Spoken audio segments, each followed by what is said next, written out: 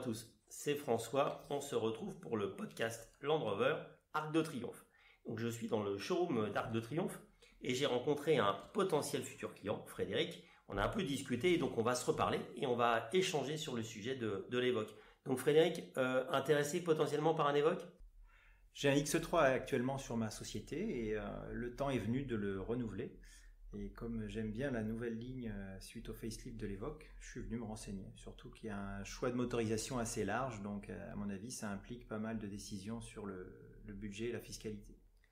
Et de ce que vous avez déjà regardé, donc entre le diesel, l'idée c'est entre diesel 200 chevaux, essence flex fuel E85 200 chevaux et puis l'hybride 300 chevaux.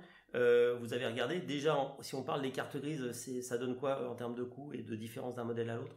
Alors là c'est assez simple, c'est match nul. En fait les trois motorisations bénéficient d'une hybridation et visiblement c'est suffisant pour avoir une carte grise à 0 €. Donc là-dessus il n'y a pas de débat.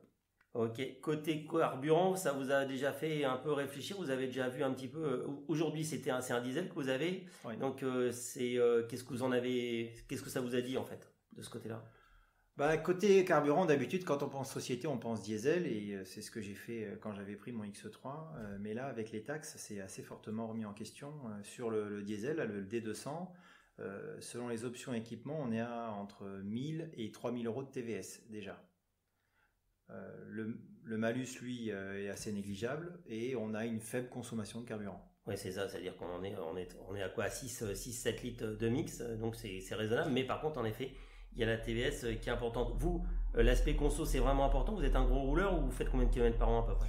Non, pas tellement. Je dois faire quoi, 15 000 de pro et 5 000 de perso, donc 20 000 tout bouclé. L'autonomie, ça me gêne pas de pas avoir une autonomie démesurée. De toute façon, toutes les 2 heures, on est censé quand même s'arrêter, faire une pause, faut pas oublier. Oui, et puis sur là, on parle aussi, par exemple, sur le FlexFuel, sur le 85. En effet, il n'y a pas des stations partout, mais il y en a quand même beaucoup. Et puis de toute façon, il n'y a pas de problème de contrainte d'autonomie, parce qu'on peut refaire le plein au samplon 95 quand on a besoin. Donc il n'y a pas vraiment de contrainte, en tout cas sur l'aspect E85. Oui, c'est ça, c'est le véhicule Flex vient de là, il est vraiment flexible, c'est-à-dire qu'on peut lui mettre 100% d'éthanol ou 100% de samplon, il s'adapte parfaitement au mix qui est dans le réservoir, donc là-dessus il n'y a pas de souci. Bon, par contre, il n'a pas de malus, mais par contre, quand vous le passez en société, la TVS, elle est importante, parce que c'est...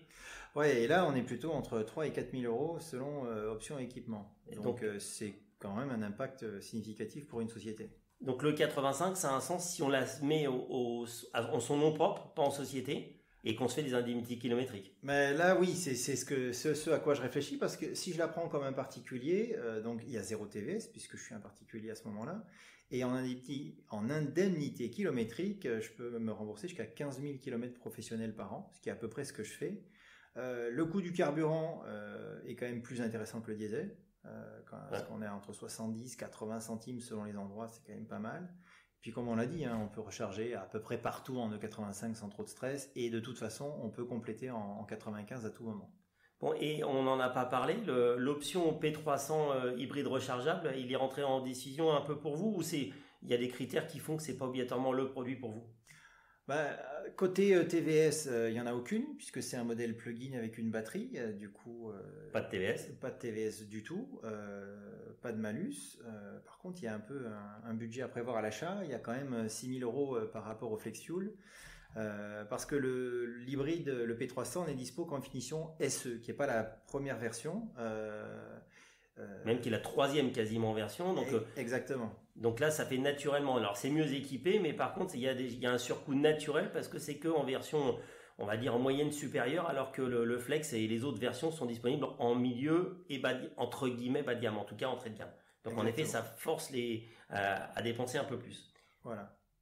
Et donc, et aussi par rapport à ça, au P300, vous avez l'utilité, l'avantage aussi, j'indique aussi ça, c'est ce qui est vraiment intéressant sur un hybride rechargeable, c'est pouvoir recharger à la maison ou au bureau quasi gratuitement. Et là, c'est votre cas ?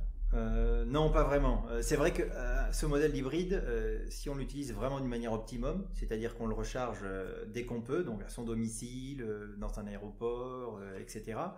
On peut avoir, ou au bureau, on peut avoir un budget carburant qui est de 0. On ne recharge que sur l'EDF et c'est tout. On a une autonomie de 50 km, donc ceux qui font beaucoup de villes, c'est pas mal. Et puis ils ont accès aux zones à très faible émission. Après, en question roulage... Vous faites plutôt de la grande route, donc en fait l'hybride il perd de son intérêt parce que vous faites surtout des gros kilométrages, des grosses distances, donc au bout des 50 km, vous avez plutôt tendance à avoir un véhicule qui perd de son intérêt parce que c'est plutôt quand on fait du mixte ou du centre-ville qu'il y a un intérêt d'avoir un hybride rechargeable. Voilà, je ne suis pas un gros rouleur, mais quand je roule un minimum, voilà, c'est sûr. Donc la grande conclusion quand même, c'est que le choix de la motorisation, elle est quand même un peu beaucoup fonction de l'utilisation qu'on a du véhicule, où on adapte un petit peu les choix. C'est ça. Gros rouleur, toute distance, c'est plutôt le diesel. Utilisation un peu mixte comme la mienne, sans kilométrage élevé, c'est plutôt flex fuel. Et puis, utilisation essentiellement urbaine, pour une société, c'est vrai que le plug-in hybride est pas mal. Bon, merci beaucoup Frédéric d'avoir consacré du temps pour qu'on discute et qu'on échange et qu'on explique un petit peu les différents choix, les différentes possibilités sur un Evoque. Encore merci et puis bonne route. Merci.